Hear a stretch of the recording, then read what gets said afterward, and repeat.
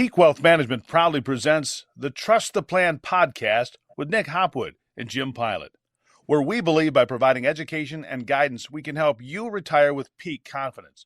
Now, here are your certified financial planners, Nick and Jim. Welcome everyone to the Trust the Plan podcast. This is episode 215. I'm Nick. And I'm Jim. And Jim, it's getting time for winter break, midwinter break, like President's Weekend, right? Yeah. So what do you got in store? At this point, I don't have a lot in store. We have a volleyball tournament we need to travel for at the end of the week, but just looking for any excuse to try to get out of town. So we might try to squeeze in a few days somewhere before that tournament to get some warm weather. The winter starts wearing on you at that point. Sure does. How about you? Yeah, we need some blue skies. Yeah. Well, I went with Jack a few years ago to Park City, Utah, and it's fantastic skiing. So I was pricing out a trip to Utah again, and I was shell-shocked with the price. In 21, I thought it was expensive as heck. And now it's actually 60% more expensive than it was in 21. Wow. So guess what I did? Booked it anyway. Nope. Okay. I booked for Jack and I a trip to northern Italy over President's Week. Okay. For less Wow. than it would cost to ski in Utah. That's amazing. Yeah. So the flights are more, Uh-huh. but everything else is like less than half. Wow. So I have a theory. Okay. So Vail, right, the ski hill in Colorado, the company Vail Resorts, they've gone and bought up all the big ski hills in the country and just jacked the rates to the moon. So that's why. Yeah, I heard. You can kind of see them laying that foundation over the last few years, but yeah, maybe It's they sad. reached the point where they can do it. Capitalist pigs. That sounds like it. Yeah. So anyway, I'm excited about that. It seems like a really cool and experience. and you have more days skiing. You just have to suffer through the red eye, but Yeah, at least it's Delta. yeah, That's good. very cool. All right. So what are we talking about today on the podcast? I always enjoy coming across these Dave Ramsey articles that are interesting to me. So this one that came out was called 10 Money Myths That Broke People Believe. We know Dave Ramsey's always calling people broke and all that kind of stuff. But a few of them were interesting points, and I thought, they get used so often as an excuse. Is why you can't be successful. And I think that they're we're able to overcome these kind of things. So the first one, he says, I can save money later, right? You're young. Why do I need to start saving money now? To me, that's a huge pitfall, right? Because, I know the value of money put away today versus money put away 10, 15 years down the road, right? Compounding is the eighth wonder of the world. Yeah, the time value, you can't get that back. Right. I agree. So you like that one? Yes. So yeah, I think waiting to save money, it's a big excuse, and it's one that causes you to start in a really big hole. Second one was used cars aren't safe. To me, that's another one that kind of sounds like an excuse. Who said that? Did Dave say that? Yeah. Yeah, Dave's big on buying a beater and just drive it and all that kind of stuff, right? But used cars for the most part are safe. But I think when he writes that, it's easy to say, well, it's your excuses why you need a newer car and a nicer car and why you need to spend more on the car, right? Safety. So how can you negotiate it with safety, right? How can you argue that? So he's saying that that's a myth. Yeah, I've only bought one new car in my whole life. Yeah. Yeah, always used. Were they safe? Yes. Okay. But I'm a very safe driver. Well, there you go. Third one was my family needs the best or they won't be happy. What do you think of that one? I think it's funny because like 10 years ago, we were thinking about finishing the basement, and my wife didn't want to do it, and I really wanted to. And we put a theater, a big screen projection screen and everything in there. Right. So I trained Hunter was probably like 3, or 3 or 4. And I trained him to say, Mommy, please let us finish the basement so I can be happy. Oh, there you go. He did it so much that he memorized it, right? Like as a little toddler. Right. And it worked. Yeah. That is funny. To me, that's keeping up with the Joneses, right? For sure. That's a huge pitfall if you're always trying to keep up with the latest and the greatest. I think, and especially in today's world with social media and everybody's putting pictures of this and that and the new stuff they got, that's a really dangerous. I'll also go trap. back to the concept of lifestyle creep. Mhm. Also the concept of baseline level of happiness. Yeah. Yep. Go back and check those multiple those are a episodes on couple- those topics. Couple of good podcasts for sure. Fourth one kind of goes back to the first one in my mind a little bit. I can't win with money. I'm too old, right? It's the, well, why start now? I'm gonna, I'm already so far behind. And blah, blah, I blah. can't win. You know what that reminds me of is, what's that Tom Hanks movie with the train, the Christmas movie? Oh, Polar Express. Yeah, Polar Express. Yeah. Remember, like when they're picking up the kids in the early part of the movie, Mhm. the little blonde boy, he's not sure if he wants to get on, Yeah. and then he finally does get on, and he says, "Well, Christmas just doesn't work out for me. Yeah. Christmas just doesn't work out for me. Yeah. I can't win with money. I can't win with money." I don't know. That just to me, Right. like, change your mindset, Yeah. right? Yeah. Well, there's one saying that I really liked a lot. It was ancient Chinese proverb, right? It says the best time to plant a tree was 20 years ago. The second best time was today. Yeah. It's even if you got a late start, even if you're behind, you're not doing any good to wait. Fifth one, my credit score is everything. How important do you feel like the credit score is? Well, I have a good credit score, so I never think about it. Mm-hmm. So I'm not sure, but I would say you shouldn't obsess about it because it can be fixed quickly, Mm-hmm. and it shouldn't drive all of your decisions. Yeah. And I think the other thing is if you're focusing on your credit score, it's because you're thinking about how much money can I borrow to buy more stuff, right? I think that's probably where Dave Ramsey's trying to go with something like that.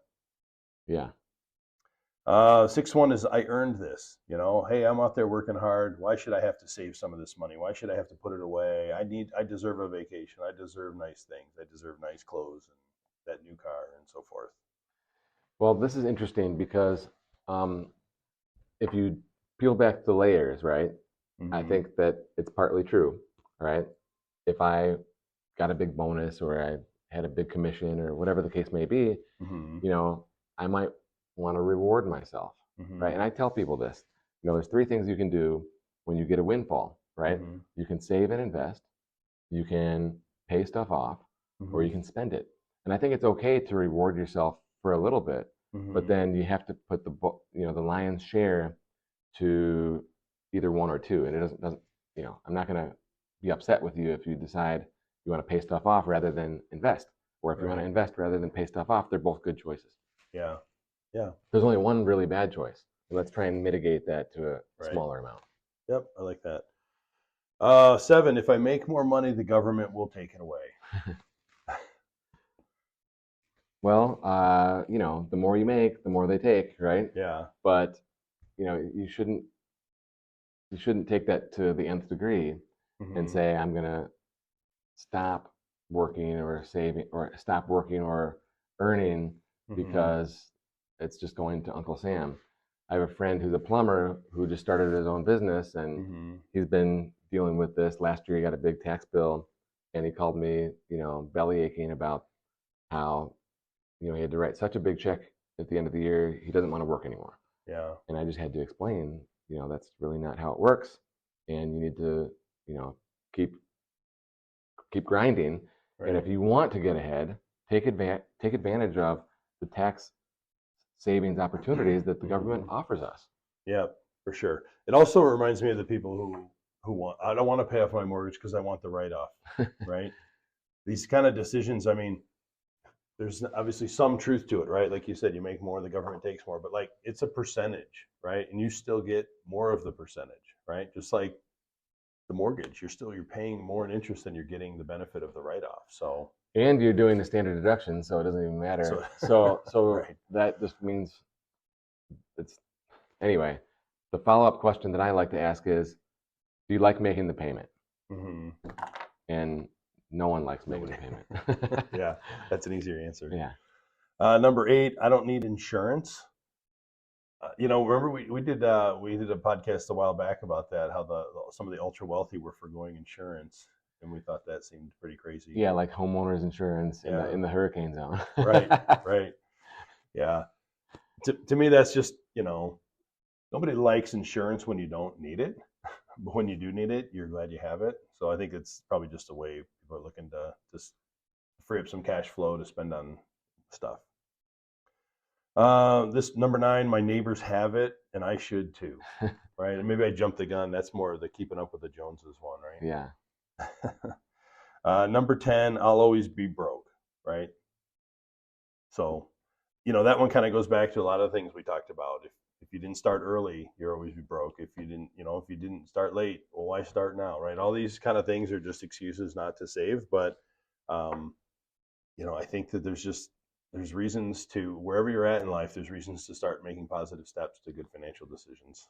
Yeah, and it's decisions and mindset. And, I could see number 10 there, I'll always be broke, going 2 ways, right? One where they have a good job, right? The income is good, it's there. Mm-hmm. This is like my dad, right?